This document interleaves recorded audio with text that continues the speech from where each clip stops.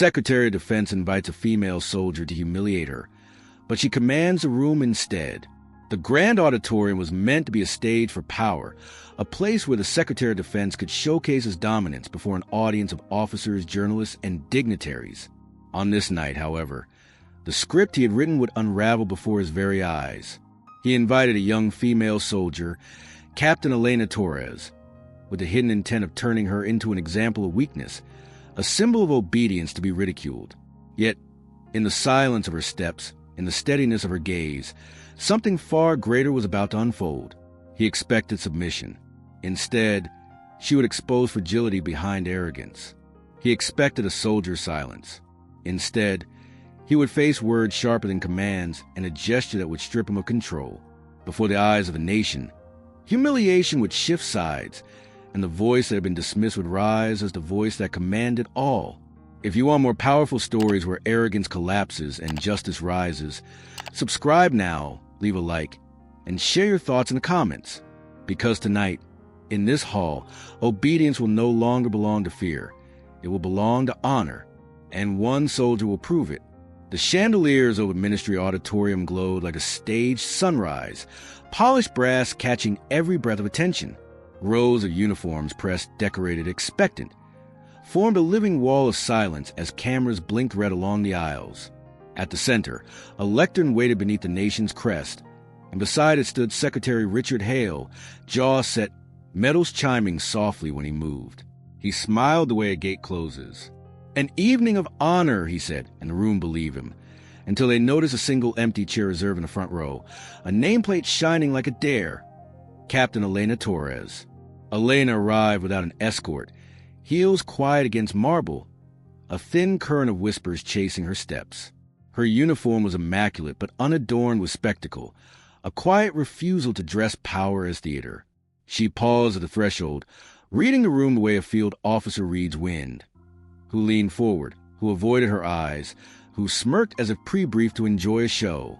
Elena inhaled once, slow and deliberate, then crossed the aisle to the empty chair as if it had been placed there by her own hand. Cameras found her face. She let them. Richard's smile warmed by a precise degree. "Captain Torres," he announced, "joined us tonight on short notice." The audience laughed on cue, a safe dose of condescension. He pivoted to a slide that stuttered through her service record, pausing on lines that meant little without context and even less with malice. Missing were the missions that had no camera, the decisions that saved lives but never fit in citation. Elena kept her gaze on him, and it landed like a weight. The smile flickered, then steadied. Protocol moved the event forward. Anthems, commendations, a small drama about national resilience delivered in polished paragraphs. Underneath, something taut hummed. Reporters tracked Richard's cadence. Sensing inflection, he saved for takedowns. Deft, genteel, deadly. Elena tracked the exits, the senior aides, the cluster of officers on the left balcony, who exchanged nods like signals. She unclasped her hands only once to adjust the cuff of her jacket. The gesture said she was settling in, not bracing. When Richard invited her to the stage, he wrapped the call in velvet. "It takes courage," he said, "to stand where scrutiny is brightest." Applause bloomed, eager to cooperate. Elena rose without hurry, then climbed the stairs with the balance of someone who knew the difference between a spotlight and a scope. At the podium, the wood was warm from other hands. She didn't touch the microphone. She glanced at it until the nearest tech nudged the level up. The room learned her voice without strain. "Mr. Secretary," she began, "thank you for the invitation." The phrase balanced on a wire, acknowledgement without concession. Richard's head inclined a millimeter, approving the courtesy he believed he owned. He opened a folder with theatrical care. Inside, paper murmured. On the big screen, her career highlights reappeared. Only now the sequence was curated to bruise. A training injury lingered in slow motion, a leadership decision reduced to a statistic. Laughter surfaced again, thinner this time, like glass underfoot. Elena didn't interrupt. She let the room tip, let the condescension reveal the slope it stood on. Her heartbeat found a steady drum behind her ribs, old training resurfacing. Listen, watch, decide late. The faces nearest the stage shifted, an aide smirk drifting toward uncertainty, a colonel's jaw hardening as if something didn't match the brief. Elena traced those cracks the way water learns a stone. Control, she reminded herself, isn't always the loudest voice. Sometimes it's the only steady one. Richard closed the folder and clasped his hands, benevolent again. Captain, would you honor us with a few words about obedience, sacrifice, and... He let the pause sharpen, knowing one's place. The syllables were lacquered, but the grain showed through. A camera zoomed, the lens hungry. A murmur moved across the back row, like wind over tall grass. Elena set her palms lightly on the lectern, though it stopped being warm. It became anchor.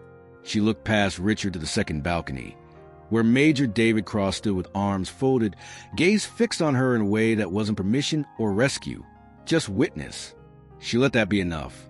One's place, she said, eyes returned to the front, is where one can do the most good. A simple sentence, but it did not sit. It rearranged chairs. Somewhere a cufflink tapped against a glass.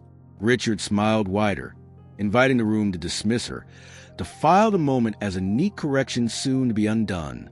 He leaned in for the turn of the blade.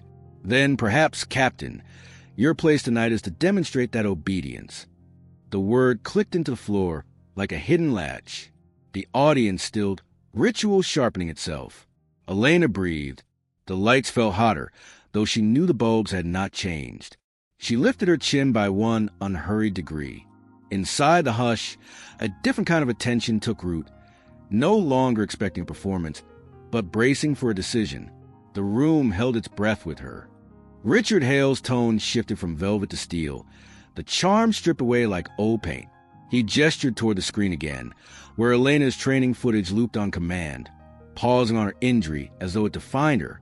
A promising start, he said, voice smooth, but some soldiers remained symbols, never leaders. The words landed like stones, deliberately cast into silence. A chuckle ran through the front rows, the kind that comes not from humor, but from loyalty to power. Elena's face did not move. Her stillness itself became a kind of defiance. He paced the stage with his folder tucked under his arm, the room following each step as though gravity bent around him. The army, he continued, cannot afford weak links. His eyes swept the audience before pinning her again, and weakness, once discovered, must be addressed. He invited the applause with a spread of his hands, and it came, scattered but sharp, like stones striking glass. Elena inhaled, exhaled, the rhythm of someone marking time before choosing when to act. The audience read it as nerves, but Colonel in the second row frowned, sensing something else. Richard leaned toward her microphone, crowding her space, a predator disguising the pounce as courtesy. Tell us, Captain, he said, voice dipped in poison, what obedience means to you. The question hung like a noose. Elena's fingers brushed the edge of the lectern, grounding herself. She met his eyes, letting the silence stretch until it became noticeable, then uncomfortable. Finally, she said, obedience without thought is not discipline. It is surrender. Murmurs rippled, dissonant and dangerous. Richard's smile did not falter, but his knuckles whitened against the folder. Applause faltered. It was too uncertain to root. Some laughed dismissively. Others remained stone-faced, unsure whether to side with power or sense. Richard seized a moment, amplifying his voice. A soldier who questions is a soldier who hesitates, and hesitation costs lives. He turned deliberately to the audience, making her the cautionary tale. Captain Torres has yet to understand this, but tonight she will. Elena's pulse steadied. She had heard this voice before, the one that made decisions in rooms where no dissent survived.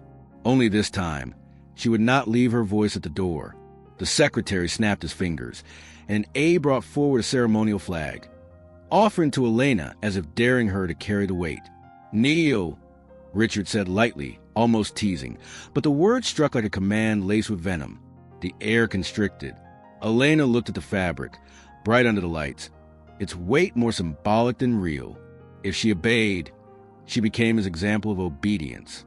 If she refused, she challenged him before the entire hierarchy. Her jaw tightened. her decision balanced on the knife edge of silence. Major David Cross shifted in the balcony, eyes narrowing. He remembered a mission 2 winters ago where Elena had carried 3 wounded men across terrain Hale would never see. His fists clenched. Elena caught the movement, small but vital, and it steadied her further. Richard mistook her composure for fear. "Come now, Captain," he coaxed. "Show them humility. Show them place." Every eye fixed on her, the expectation of collapse pressing like a tidal wave.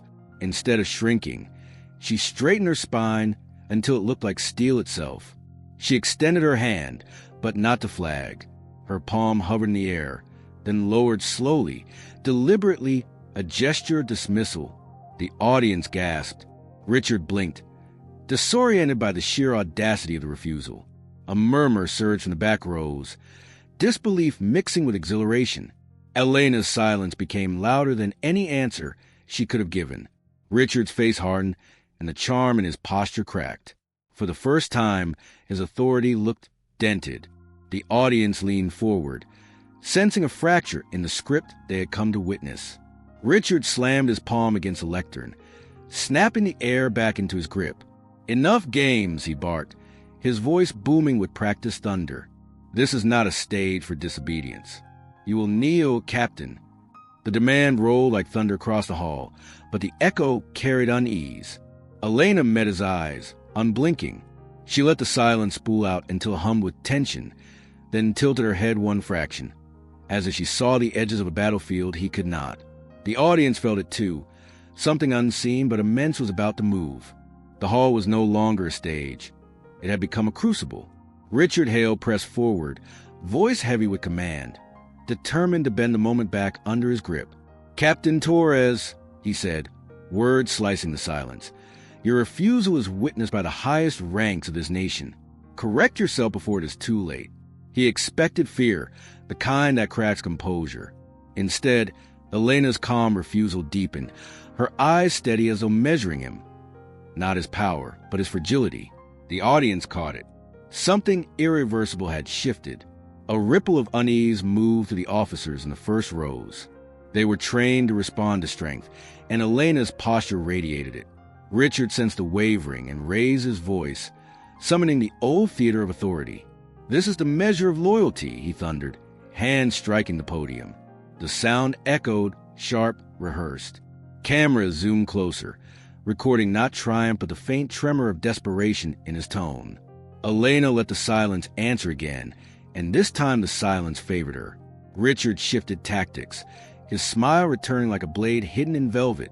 "Tell them, Captain, about your failures, about the mission you botched, about the soldiers you lost." Gasps rippled. He was digging deep now, clawing at wounds meant to stay buried. Elena's pulse quickened, but her training steadied her. She knew exposing scars was his final refuge. If she bled in public, he won. She drew breath and said simply, "Loss is the language of war.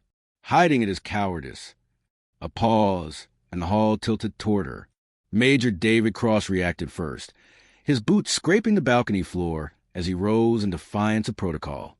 He did not speak, but his stance drew eyes upward. Elena noticed and allowed herself the smallest nod, invisible to most, but enough to confirm alignment. Richard's gaze snapped upward, fury breaking through his mask. "Sit down, Major," he barked. Cross didn't move. Another crack in the facade, an officer refusing instant compliance. Whispers rose like smoke, curling through the ranks, feeding on the scent of fear that clung now to Richard. Richard slammed the folder shut and flung it onto the podium. Papers scattered like ash, fluttering to the floor. "Then show them," he roared, voice desperate. "Show them your obedience now, or you will answer for it." His demand landed with less force than he intended, weakened by the sight of officials trading uncertain glances. Authority thrives on consensus, and consensus was slipping. Elena stepped forward, her boots striking the wood in a rhythm that silenced the whispers. For the first time, she addressed the room, not him. Obedience belongs to those who earn it. The line detonated, sharp and clean. Some officers lowered their eyes, unwilling to appear complicit in Hale's unraveling. Others straightened, as if remembering a truth long suppressed. Richard's jaw clenched. He had relied on spectacle, but spectacle was turning against him. Elena's voice filled the space again. When obedience is demanded without honor, it is tyranny. The word struck like lightning. Tyranny, spoken within the walls of ministry. A crackling tension surged. Even the cameras seemed to hesitate, unsure whether to broadcast or bury the moment. Richard lunged closer, his fingers stabbing the air inches from her face. "You will regret this insolence," he spat, the mask stripped bare at last. His fury was raw, unpolished, and dangerous. Yet in revealing it, he surrendered the calm that once cloaked him in authority. Elena didn't flinch. Instead, she turned her head slightly, addressing the officers behind him. "You know what loyalty looks like. You know what it costs." Her words hooked into the crowd, pulling their focus away from him and onto her.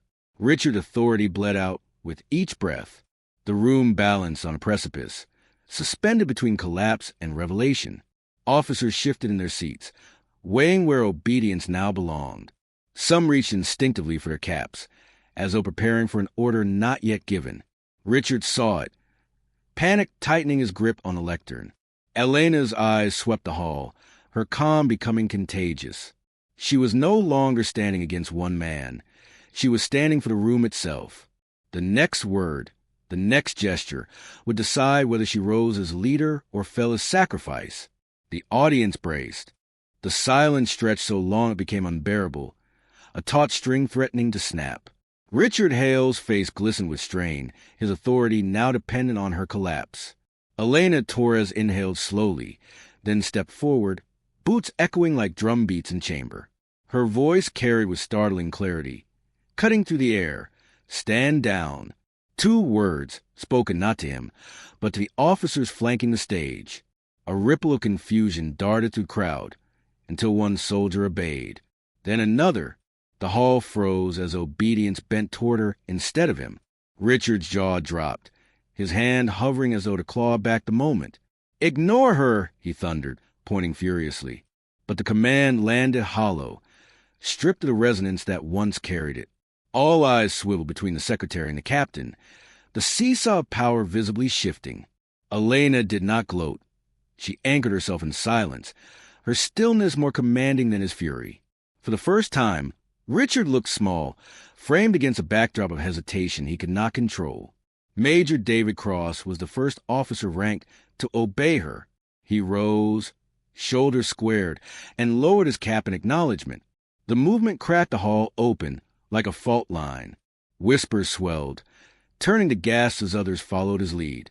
Richard's voice broke into shrillness, barking orders that fell into the void.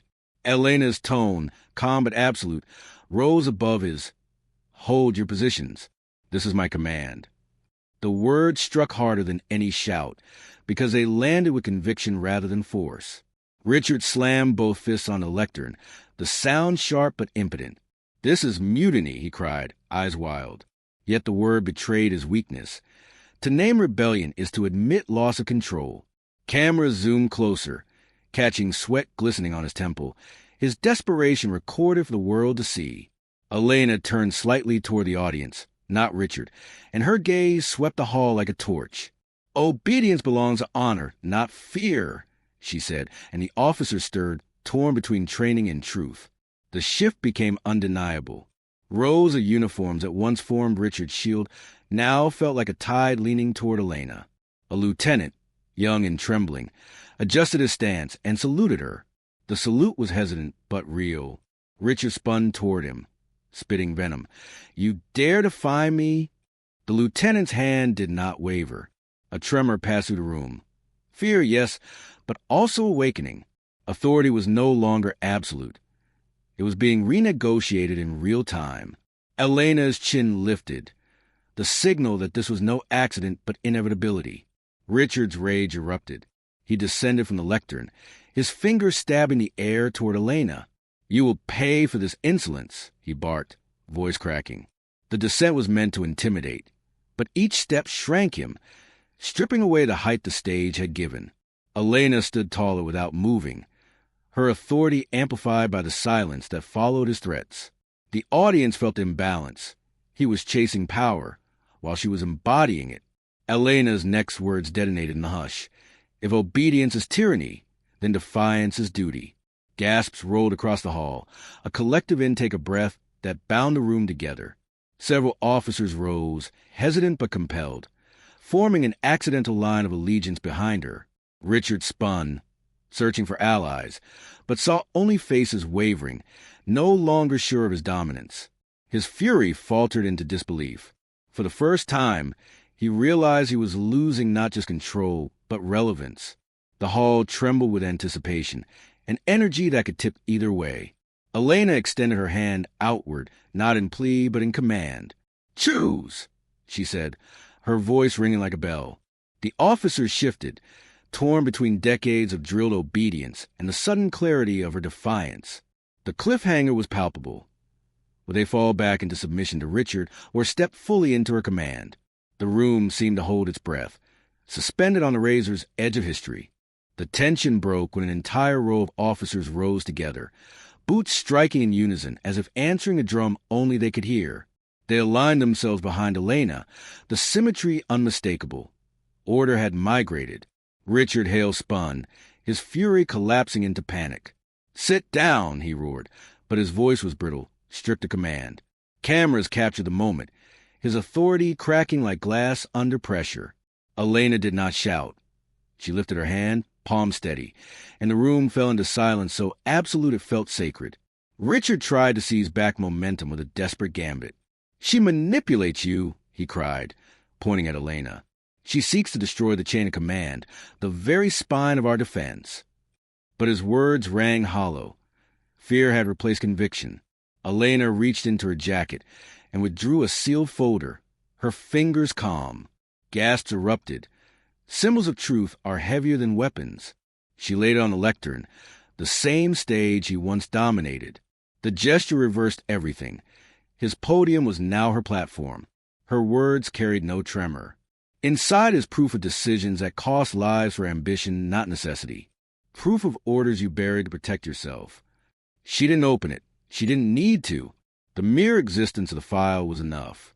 Richard lunged to snatch it, but Major cross-stepped between them, his hand firm against the secretary's chest. For the first time, Richard recoiled, realizing force was no longer his ally. The crowd erupted in murmurs, the tide of opinion cementing against him. Elena did not gloat. She looked at the audience, her voice dropping to a register that demanded listening. "We swore to defend this nation, not egos. Our obedience is owed to truth, not to men who fear it."